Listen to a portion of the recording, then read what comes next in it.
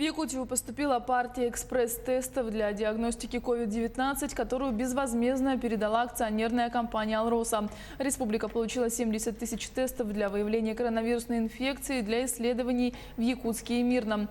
Исследования по новым тестам будут проводиться в лаборатории Республиканской клинической больницы номер 3. Особенность тест-системы в том, что сокращается время исследования в 3 раза, тогда как в среднем требуется 6 часов для получения результата.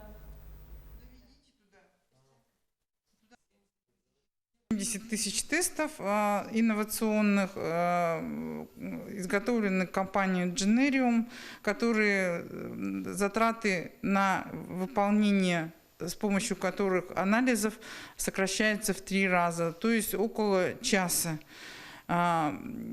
Безвозмездно эти тесты, экспресс-тесты поставила компания «Алроса». Поступление тестов будет продолжаться.